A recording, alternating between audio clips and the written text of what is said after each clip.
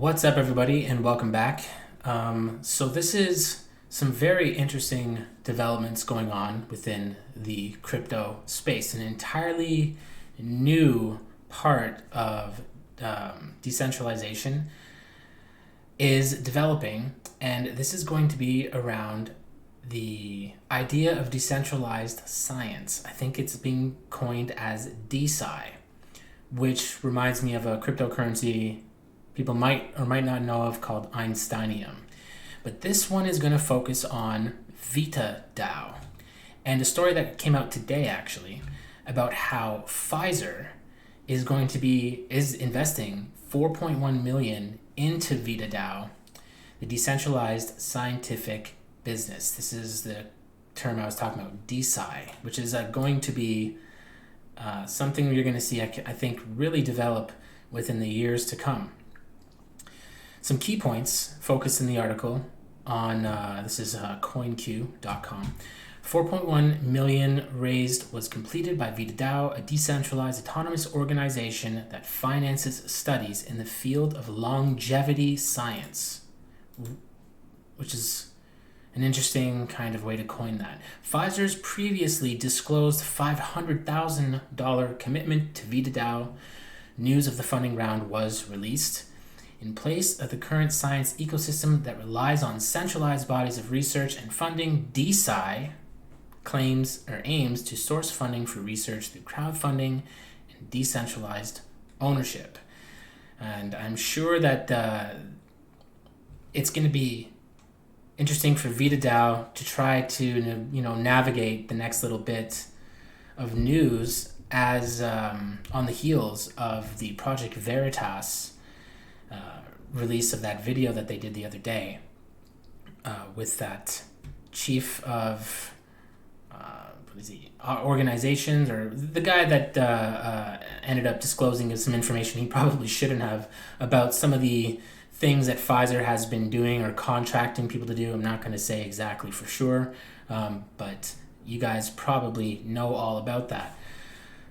According to a new statement, Pfizer's venture arm contributed to the token round along with Shine Capital, L1 Digital, Balaji Srivanizan, I can't pronounce that, I'm butchering that, amongst others. Ion claimed the round was completed this month.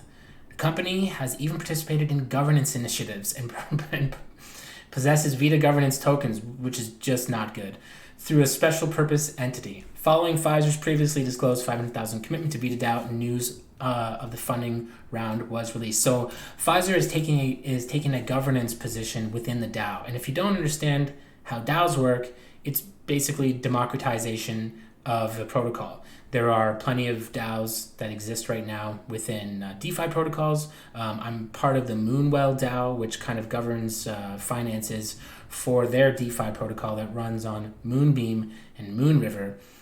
But you can kind of see how this is not a good thing. I'm sure that there is some vesting periods when it comes to the tokens released to Pfizer or their special purpose entity, which is kind of funny that they put it like that. But you have a major pharmaceutical company now taking an active role in governance of this DAO, which will be responsible for releasing funds to different kinds of scientific projects.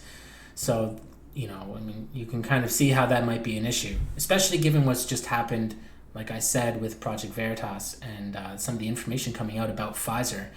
VitaDAO is part of a nascent movement known as Decentralized Science. This is new to me. I really didn't understand this. I know of other tokens that tried to do similar things like Einsteinium, but I didn't know that there was an actual kind of movement within the space. So it'll be cool to see this unfold. In place of the current science ecosystem that relies on centralized bodies of research and funding, DeSci aims to source funding and research through crowdfunding and decentralized ownership.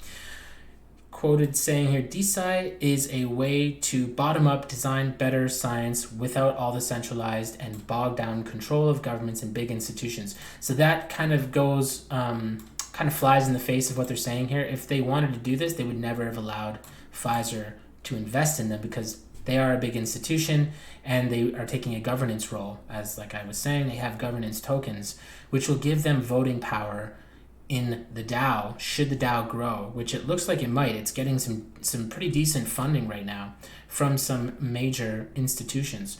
Traditional stock financing methods or non-fungible tokens designed to represent intellectual property are both used to fund projects.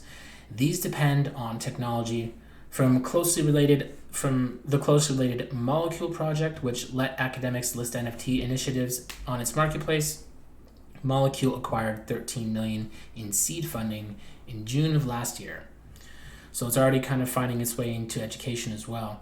The majority of the VitaDAO funded projects are concerned with aging and long life.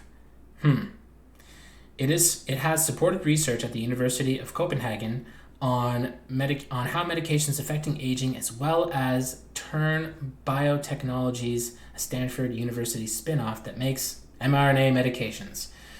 What a coincidence that Pfizer would be investing in this. If you know anything about Pfizer, they have made one of the most successful mRNA vaccines. Of course, it was due to heavy lobbying of the government and as well paying off major news outlets around the world. And that's not conspiracy, that's just the facts. They have been giving them vast amounts of money to push these products onto people.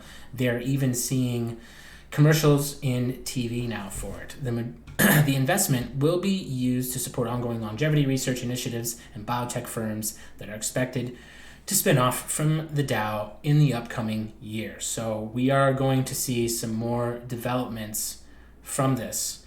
And I think that we're going to see other types of these sort of DeSci protocols kind of emerge. I'm wondering what blockchain this is going to run on, actually. Let's see if I can find out any more about it. I have a pretty big kind of team happening here.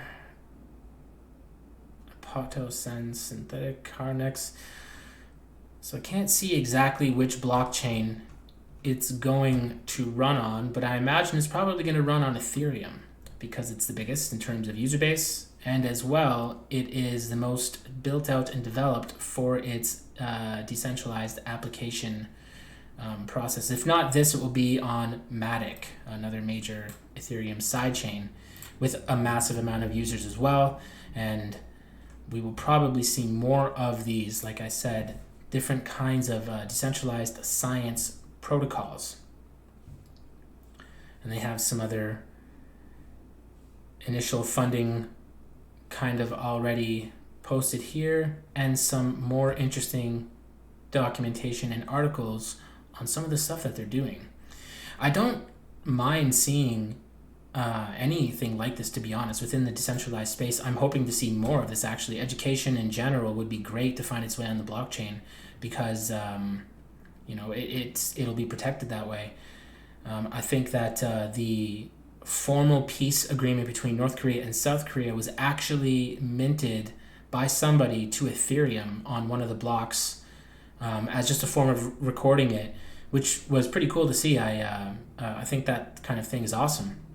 What bothers me about this is that while they're trying to maintain this idea of a bottom-up sort of thing and how this will help democratize and decentralize scientific funding, you're seeing that kind of fly in the face of the fact that they're allowing these major institutions and these huge pharma companies like Pfizer invest in them in seed rounds, which is, if you know anything about seed rounds, you're going to get the cheapest price for the most amount of tokens. And again, these are governance tokens. This is going to give them a major voting block and control over the DAO and whatever it does. And that would mean that, they're going to be able to have kind of a swinging power to decide what gets funding and how it gets funded. And so only things that the major shareholders that can vote on that they want to see happen are going to happen and get funding. And anything in the science industry, anything in general actually, depends on funding. And so it doesn't really seem like it's democratizing it and decentralizing the funding for these different science ventures that they want to have if one of the biggest voting holders happens to be a major pharmaceutical company that has already been shown to not necessarily be acting in the best interest of people, and their health, they're more interested in acting in the best interest of their bottom line, and pushing their products onto people through government and, of course, through the media. All that has been disclosed. This is, again, not conspiracy theory. This is a fact. So it is a little worrying to see this. I'm hoping that smaller, maybe more kind of grassroots projects kind of follow suit. I know Einsteinium was doing something like this for education, and hopefully things like that continue to happen within the space. And this sort of kind of lights the fire underneath the community in general to get different options going for this decentralized science area that is being kind of birthed here. But definitely keep an eye on this, because I feel like these big pharma entities are going to do whatever they can to kind of get their foot in the door in terms of the decentralized asset space, and do everything they can to control it. And like I said, you're seeing that if they're going to be able to control the voting blocks. But yeah, let me know what you guys think about that. Do you think it's a good idea that big pharma will have a say in this DAO? Do you think that they're going to be benevolent, just given their history? And do you ultimately think this is going to be good for crypto in general? If you don't, let me know as well. If, like I said, as always, if you enjoyed this video, leave a like, consider subscribing, share it with your friends, and I will see you guys on the next one. Take care.